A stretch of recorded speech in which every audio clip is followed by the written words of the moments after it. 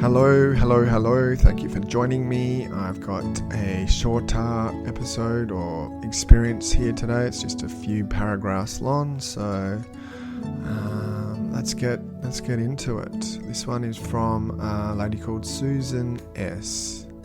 One day when I was about 11 or 12, this is my best estimate of my age at this time, I was swimming alone in our swimming pool. It was a lovely day and I loved to swim underwater. I was a good and confident swimmer and could hold my breath for well over a minute while swimming. I was taking deep breaths, letting out some air and just floating down to the bottom of the pool where I would lie in the warmth and silence until a lack of air pushed me back up to get breath. I would take another and do the same over and over again. I don't know how long I had been doing this when suddenly I found myself in a tunnel. This was not a tunnel of concrete or bricks, but one of light and energy.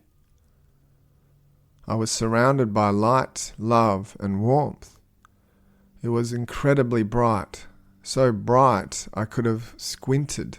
I had to squint, but I didn't have to, and the golden light surrounded me. Tunnel had boundaries similar to being in a loose, wide stocking or cocoon. The edges were soft and invisible, maybe like a curtain between me and what was on the other side. When I say I don't mean my body, just my mind, my spirit, my consciousness was in that tunnel of incredible brightness. I had no form. I was just me. I was surrounded also by sound, the most beautiful sounds and melodies you have ever heard. How can you describe the sound of a guitar or a piano to someone who has never heard one? Impossible. It is impossible to describe the incredible beauty of this music. Much like high chiming bells and sweet pure voices, but actually neither of them. There were bright pinpoints of light in the brightness, like mini stars floating around me, much like the stars you see on the inside of your eyelids when you press on them in a dark room. Only I was bathed in this total energetic brilliance, and there was still stars moving and floating. They were both in the tunnel with me, and I was aware of them. On the outside of the tunnel, on the other side of the curtain, I could not see them, but I was aware they were there. There was no fear in this experience, there was no fear of this experience or of being in this place. I was totally wrapped in incredible peace, indescribable love and joy, acceptance and welcoming. It was like they were waiting there for me. I didn't know who they were, but I felt they were related to me, my family, my ancestors, people who were no longer living. They all loved me. It was like bathing in a dry sea of love, happiness, golden light, and incredible music. As I progressed through the tunnel, I was neither up nor down nor sideways, simply along. I was greeted by these unseen beings. The essence of these beings on the other side of the curtain, by waves of joy and love. They were welcoming me and following me through. I felt completely at peace, like I was coming home. After a while, I heard the voice of my grandmother. Her words were lovingly spoken into my mind, or rather, their essence and meaning had just appeared inside of me. I understood them.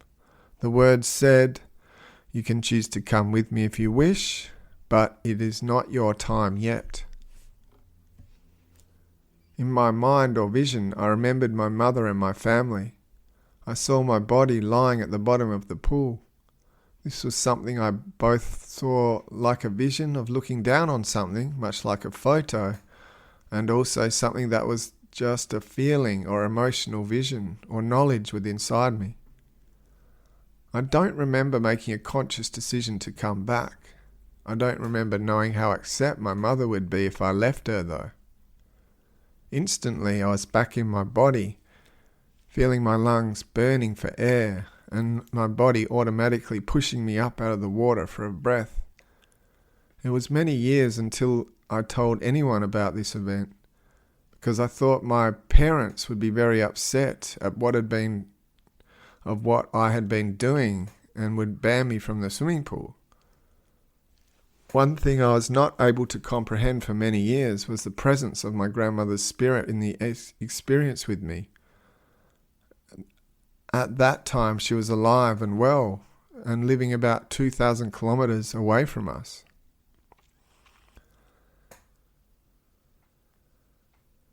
That's the end of Susan's experience. So there's a few little points in there I'd like to go through, or a couple anyway. So yeah, as I said, it's a short experience. She's swimming in a swimming pool. She's just a kid. She's 11 or 12 years old. She's not quite sure how old she is.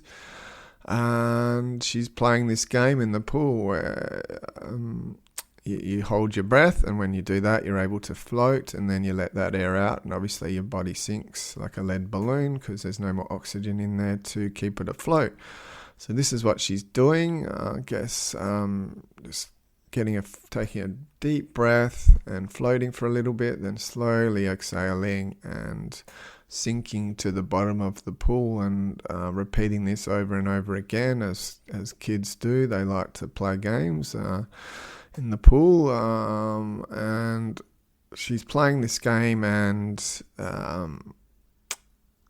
next thing she knows, she is in this tunnel. And this is the first point I wanted to talk about, like the tunnel that people go into. And I'm just, as I was reading this experience, thinking, what is the point of a tunnel? And obviously, when you think tunnel, or when I think tunnel, you think it's an enclosed space with a wall or some sort of barrier separating one part through from another. So, if it was a tunnel going on under a mountain, you would either be in the tunnel, or on the other side of the tunnel would be solid rock. So I'm just thinking, in these experiences, when they go into a tunnel in a near-death experience, what is the point? Like, what makes up the tunnel? Like, what's inside that tunnel? And even more interesting is what is on the other side of this tunnel.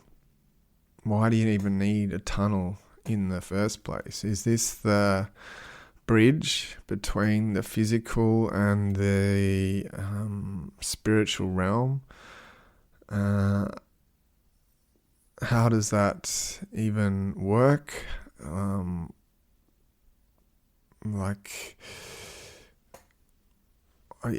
don't understand the point of a tunnel. Like, what is it? Is it more symbolic, or is it a necessary journey that some people need to take? The thing is, it's a very common thing for these near-death experiences to travel through this tunnel and see some sort of light at the end of it. So I don't understand it. Maybe it's some part of the brain shutting down, and the spiritual being inside us all witnessing that. Or maybe it's the journey of the soul to another dimension. But anyway, Susan, she's just this kid. She's playing this game in the pool, and she finds herself in one of these tunnels, and she gives us a bit of a description of what this tunnel looks like. She says it's not made of concrete or bricks, but it's actually composed or constructed with light and energy, and she feels in this tunnel surrounded by light and love and warmth, and it's incredibly bright in there, and it's bright to the point where she would have squinted if she had human eyes, but in this state or form that she is in, this is not necessary. The light is bright, but she doesn't feel the need to hide from it. She, in fact, wants to get closer to it. So she says the tunnel has no boundaries, and the way she describes it, it's like being in a loose, wide stocking or a cocoon. So the edges are soft and invisible. And it's like a curtain between her and what's on the other side.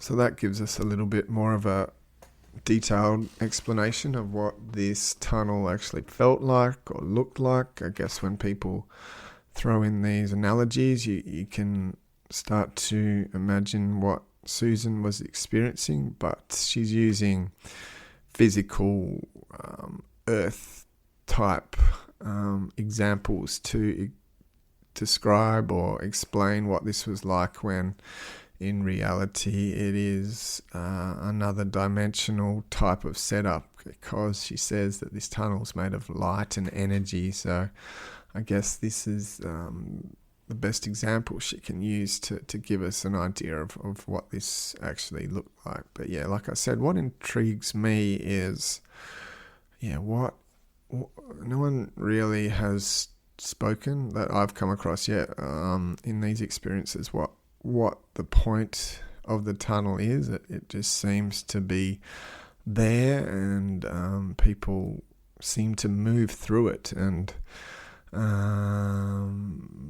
but it doesn't really ever go into a detailed explanation of why this is. Like, you come across experiences where people will say there's no such thing as time and place, so it kind of runs counter to why a tunnel is even necessary, because most people in this other dimension are able to get from A to B just by thinking about it. And they say there's no really such thing as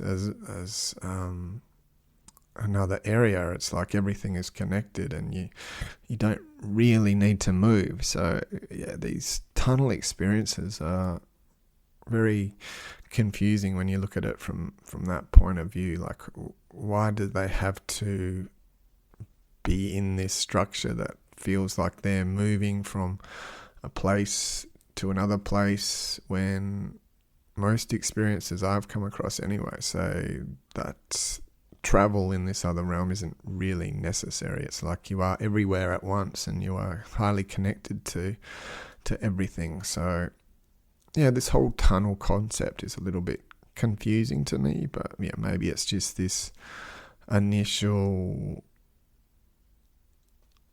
experience of the person leaving their body and disconnecting from this physical realm and immersing themselves into this new dimension. And partly, some people, anyway, not everyone, feels like this is achieved through moving through a tunnel-like structure. So Susan then goes on to describe what she feels like in this tunnel of brightness. So it's no longer her in terms of her physical form. She doesn't feel like she has a body. It's just her consciousness. It's her awareness. It's her mind. So she has no form, but still feels very much like she's me. She's who she was as a human. And this is another part of these experiences I find difficult to get my head around. Like, once you lose this physical form, once you lose these thoughts you have, once you lose these emotions you are constantly experiencing, once you lose this personality that becomes a big part of who you are, like, what is left? And I guess underneath all that is just an awareness of existence without having any personality, thoughts, emotions attached to it. It's just aware that it's aware, and all these things we think we are as humans are no longer attached to this awareness, because it's free of the human form and it's able to experience the universe without the bondage of being within the human form.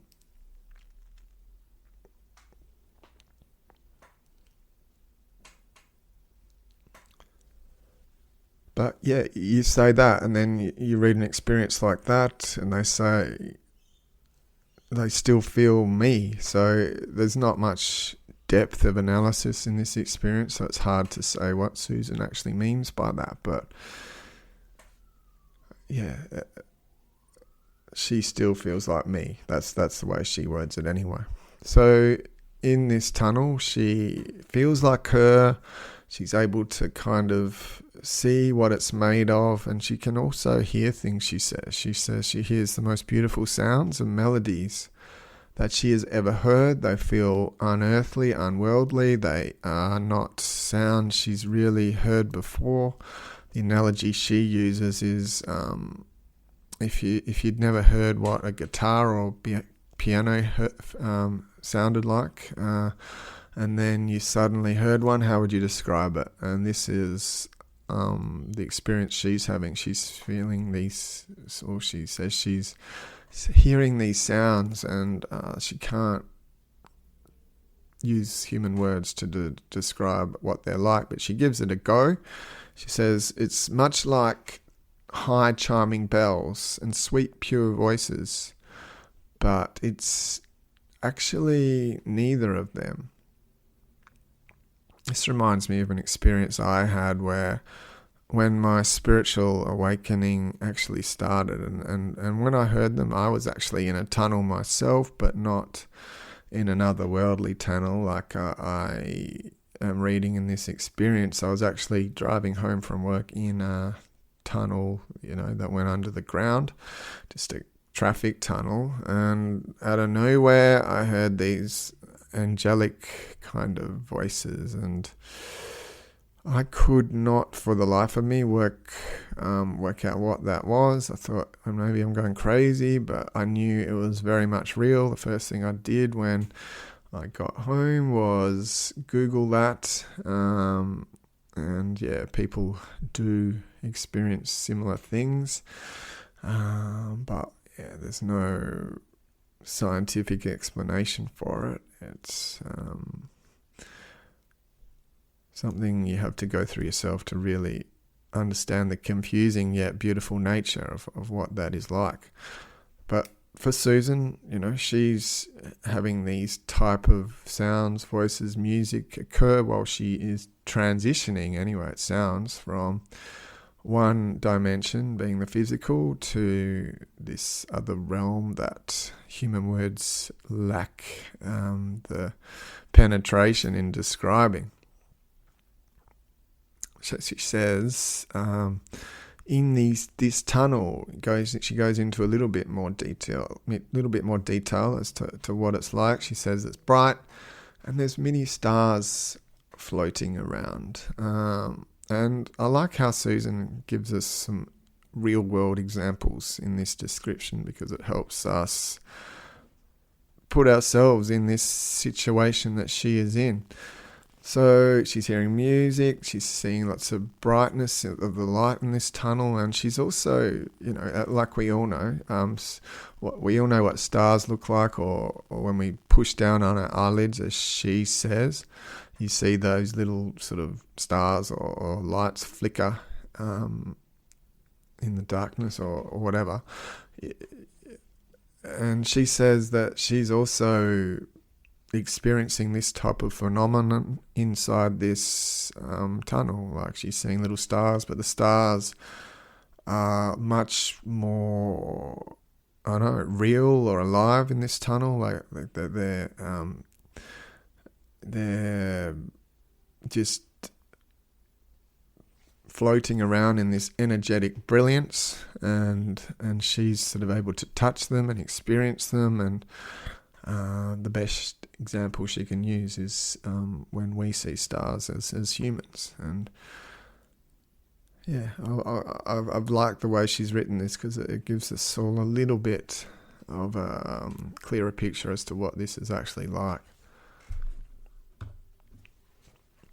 So not only is she seeing some incredible things, hearing some incredible things, she's also experiencing some incredible things. And like most people, this is described as indescribable love, joy, acceptance, welcoming.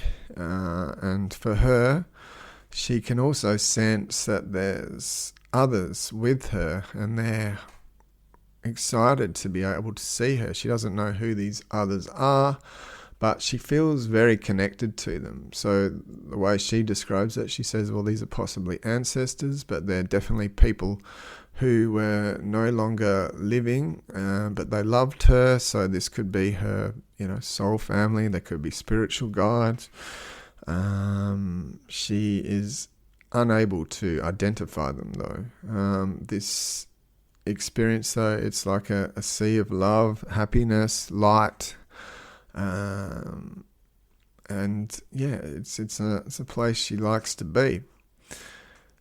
And then she goes into a little bit of detail, well, not a little bit, just a few words, one sentence as to what this progression through the tunnel is like. She says it's neither. It's not like she's going in any direction. She says that doesn't feel like she's going up or down or left or right. She says it just feels like she's moving somewhere and she's just simply progressing somewhere, but can't really identify a direction in what that means. Like she's just feels like she's moving, but can't tell us which way. And she ends up actually connecting with these beings that she sensed, and she doesn't describe at this point either who they were, what they look like, just that they greet her with waves of joy and love and welcoming, and this starts flowing all the way through her, and she just feels totally at peace and feels like she's finally coming home. This is where she came from. This is where she's meant to be. And then finally, after a while, one of these voices she hears is actually her grandmother, she says. This is interesting, though, because at the point of her experience, the grandmother is still alive and she lives 2,000 kilometers away. And the grandmother says to her, you can choose to come with me, but it's not your time yet. So this is confusing because I don't think I've ever come across an experience where they are communicating with someone in this other realm while this other person is still alive in the physical. So it doesn't go into a lot of detail as to what her relationship with her grandmother is like. I'm thinking maybe some spiritual entity has taken on her grandmother's form in terms of being able to communicate with her, and I'm also assuming that Susan trusts her grandmother, and this is why the form of her grandmother has been taken. I don't know. Is that a possibility? Because we know in this other realm that there is no form, but at the same time, entities can take the form of whatever they like. Then she gets flashes of what is going back on planet Earth while this being is telling her you can stay, but it's not your time yet. So as this communication's going on, she starts to have visions of her mother and her family back on Earth. She starts to get insight and visions of what her situation is like in terms of where her body is, which is lying on the bottom of a swimming pool. She goes into a little bit of detail here as to what that looked like. So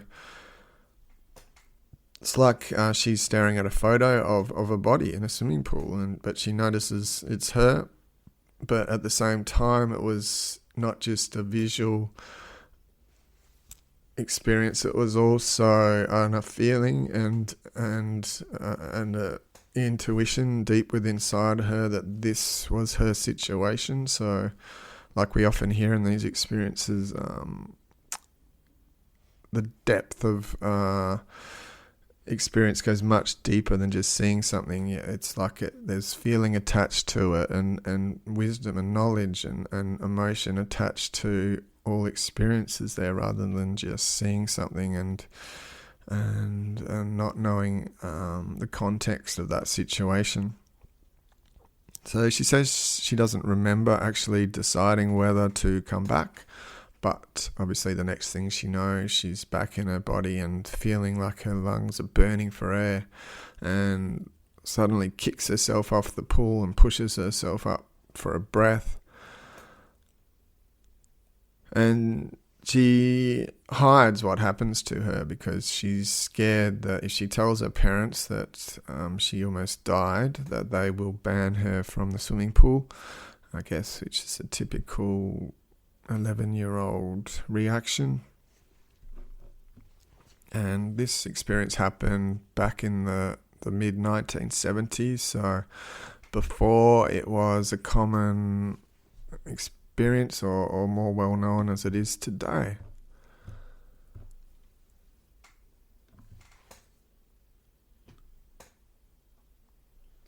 Just reading the questions and answers at the end of this experience. One of the questions is, have your religious practices changed since your experience?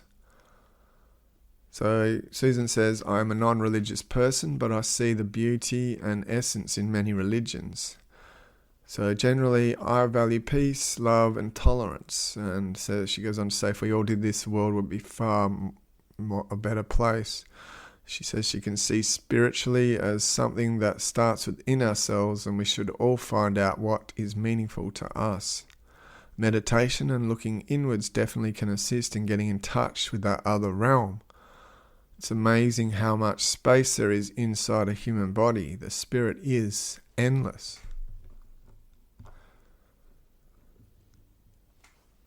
Another one here, she says, did you gain information about how to live our lives? And she says, yes, that death of the body is not the end of your existence, and that death by drowning is not painful or frightening, but peaceful.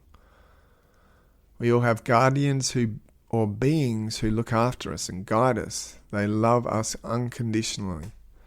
There are things that I kind of absorbed by osmosis rather than being told by anyone or anything in this experience. Also, that time is limitless and space is limitless in the other place. That love is limitless, and that everything, including our consciousness and awareness, is simple energy in various forms. This last part I've intuited after the experience and as I've got older.